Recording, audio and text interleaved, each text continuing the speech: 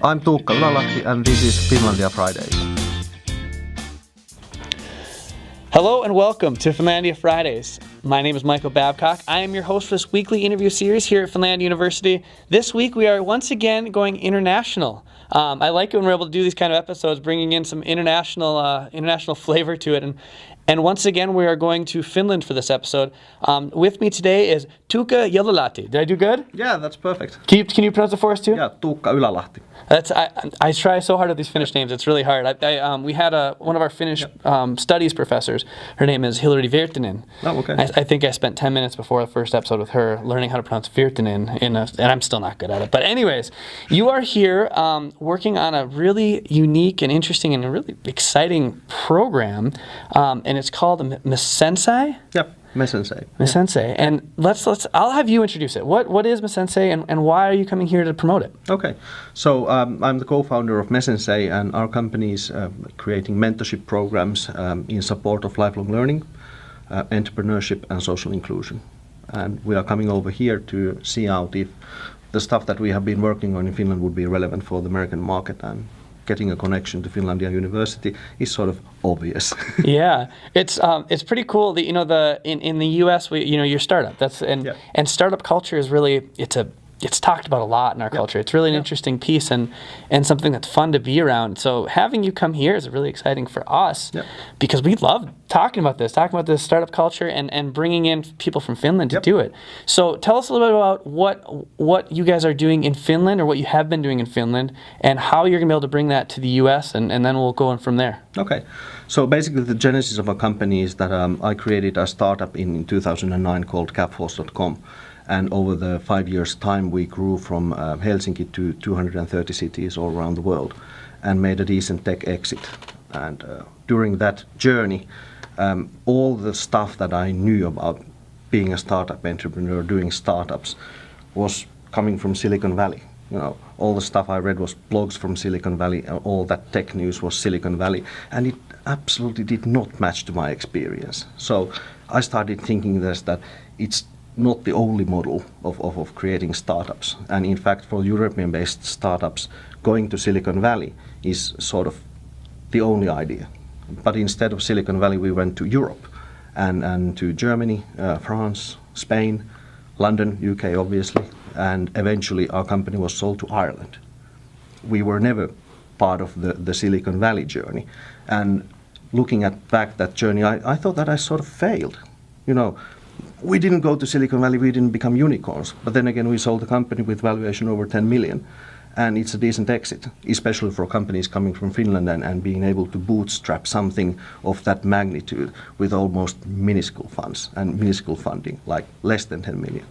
So that journey gave me the idea that I want to teach the next generation of entrepreneurs to not only look to the Silicon Valley story, but look at their local conditions and the local solutions that they can create and scale up beyond of just what is the main narrative. Yeah, so how long have you guys been working on this project then? This project, it didn't start as an intentional project.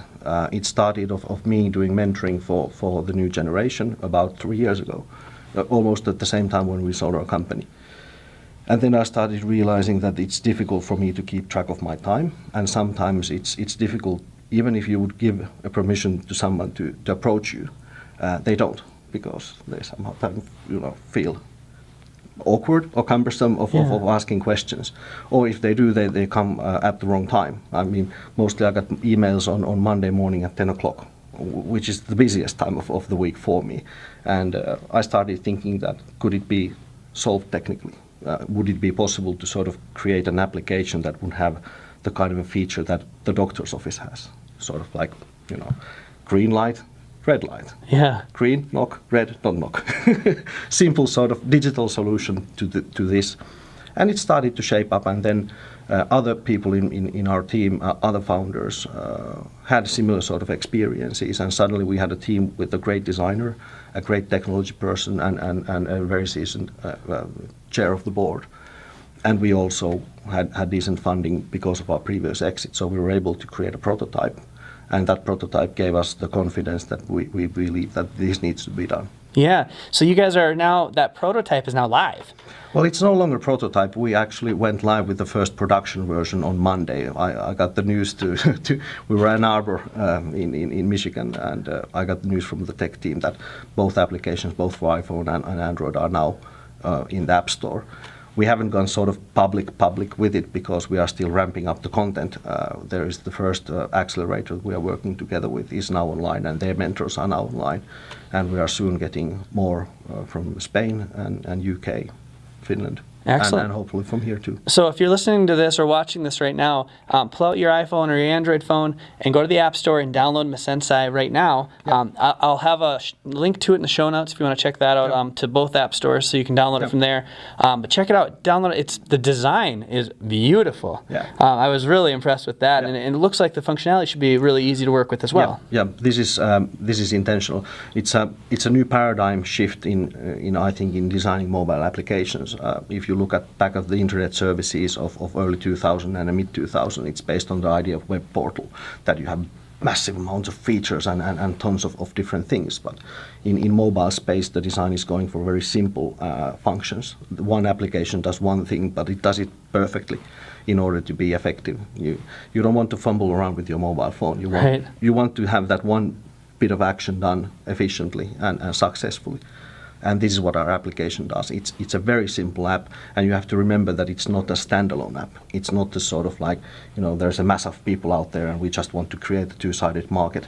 It's more a supporting tool for programs that we establish, but obviously it has the side of scalability and reach. So it's a bit different to what is being accustomed, I think. Right. So do you guys have a website then too, where a lot of this? Yeah. There is a standard website we have, but it's due to be updated quite soon. Yeah, it's all part of this stuff. It's exciting. So the reason you came to Finlandia University is to work with our students and our staff. Yes. And I think the story is really interesting because we talk a lot about on Finlandia Fridays and with different people around campus and community about our small campus. We have small class sizes, and that's benefit to our students because they're able to get a different kind of learning experience than they're going to get at a much larger university. But another benefit of being a smaller school like we are is we're able to be kind of nimble. We're able to take opportunities in front of us and seize on them. And you were talking before the air here that you actually wanted to do this at a couple other schools, but weren't really able to because you weren't able to get the buy-in from that entire school like you're able to with us. So talk a little about that benefit of why Finlandia works, aside from just the Finnish culture that is similar.